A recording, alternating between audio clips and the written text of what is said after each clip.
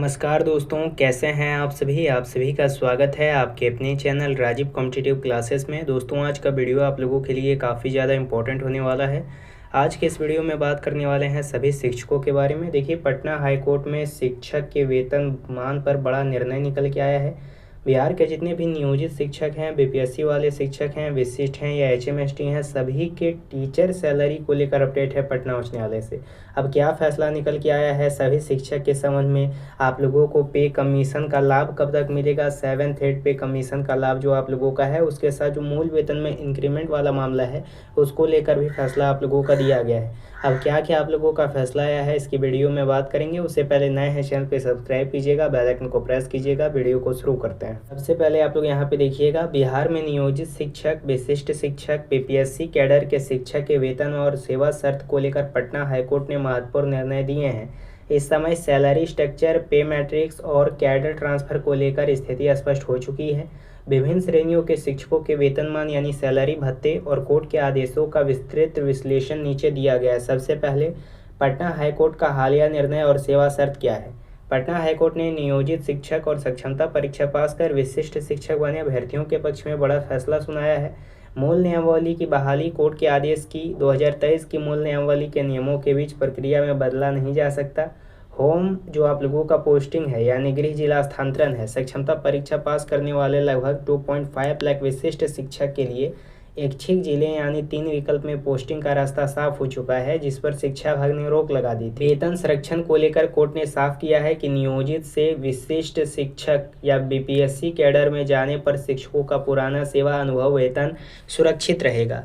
Cadre और war वेतनमान तुलना क्या है सो देख लीजिए। सैलरी स्ट्रक्चर, बिहार में शिक्षकों की सैलरी जब 7वें वेतन आयोग 7 पे कमीशन के पे मैट्रिक्स के आधार पर तय की जा रही है और वेतनमान में 60% महंगाई भत्ता, डीए, एचआरए और मेडिकल अलाउंस जोड़कर अलग अलग श्रेणियों का अनुमानित वेतनमान इस प्रकार है। विशिष्ट शिक्षक एवं बीपीएससी शिक्षक नया कैडर, सक्षमता परीक्षा पास करने वाले विशिष्ट शिक्षक और सीधे बीपीएससी से बहाल शिक्षक का मूल वेतन यानी बेसिक पे समान स्तर पर लगाया गया है। सबसे पहले हेडमास्टर, हेड टीचर और प्रधान शिक्षक का देख लेते हैं। हेडमास्टर और प्रधान शिक्षक पे बैंड सबसे ऊंचा रखा गया है। इनका ग्रेड पे 9300 से लेकर के 34,800 के पे बैंड के अंतर्गत आता है। इनकी शुरुआती ग्रॉस सैलरी 65,000 से लेकर के 75,000 के बीच बनती है। जो वरिष्ठ सीनियर शिक्षक उच्च माध्यमिक में प्रोमोटेड हैं, उनका जो कुल सैलरी भत्ते के साथ 80,000 से 90,000 तक पहुंच रहा है। नियोजित शिक्षक जिन्होंने सक्षमता परीक्षा पास नहीं दी है, जो शिक्षक पुराने नियोजित कैडर में ही बने रहना चाहते हैं, उनका वेतनमान पंचायती राज नियमावली के पुराने इंडेक्स के अनुसार मिल रहा है। इन्हें राजकर्मी का दर्जा और विशिष्ट शिक्षक के समान भत्ते का पूरा लाभ तब तक नहीं मिलेगा जब तक वे सक्षमता परीक्षा उत्तीर्ण नहीं कर लेते हैं।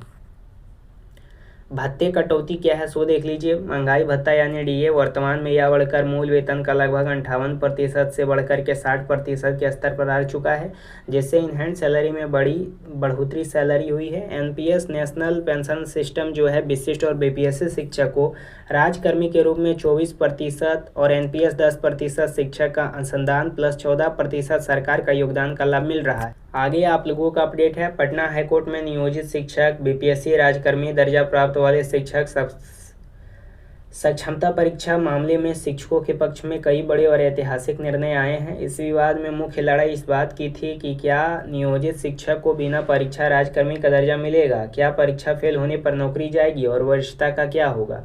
हाईकोर्ट के फैसले के मुख्य बिंदु क्या हैं। सक्षमता परीक्षा में फेल होने पर भी नौकरी सुरक्षित रहेगी।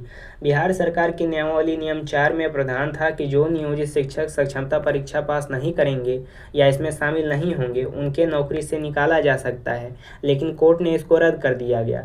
हाईकोर्ट का फैसला क्या है। कोर्ट ने इस नियम को पूरी तरह रद्द किया है।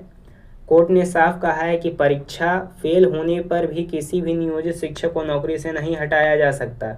वे अपने पुराने पद और वेतनमान पर ही बने रहेंगे। ऐच्छिक स्थानांतरण पर बड़ी जीत है।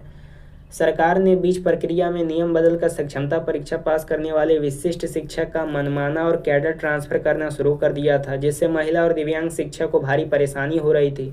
हाईकोर्ट का फैसला फिर से आया इस पे। कोर्ट ने सरकार के इस कदम को अवैध और अनमाना माना। कोर्ट ने आदेश दिया कि 2023 की मूल नियमावली के तहत शिक्षकों को उनके द्वारा चुने गए 3 पसंदीदा जिला यानी गृह जिला विकल्प के आधार पर ही पोस्टिंग दिया जाए। इसके तहत करीब 2.5 लाख से अधिक शिक्षक की राहत मिली। उसके साथ हेडमास्टर का देख लीजिएगा। शिक्षा विभाग ने एक नए आदेश निकाला था। जिन स्कूलों में सीनियर नियोजित शिक्षक प्रभारी प्रधानाध्यापक हैं वे अपने प्रभार तुरंत नए बीपीएससी से बहाल होकर आए जूनियर शिक्षकों को सौंप दे। हाईकोर्ट का फैसला आया। कोर्ट ने शिक्षा विभाग के इस आदेश पर तत्काल रोक लगाया। कोर्ट ने कहा कि नियमावली के अनुसार प्रधानाध्यापक के लिए न्यूनतम 8 वर्ष का अनुभव है। 15 से 20 साल के अनुभवी नियोजित शिक्षक से प्रभार छीनकर 1 साल के अनुभवी बीपीएससी शिक्षक को देना वेतन और सेवा शर्त क्या है। कोर्ट ने स्पष्ट किया कि यदि कोई नियोजित शिक्षक सक्षमता परीक्षा देकर विशिष्ट शिक्षक बनता है या बीपीएससी परीक्षा पास करके नए कैडर में जाता है तो उसकी पुरानी सेवा विधि यानी सर्विस जो एक्सपीरियंस है और वेतन को सुरक्षित रखा जाएगा। उनका जो सैलरी है पुराने से कम नहीं की जा सकती है।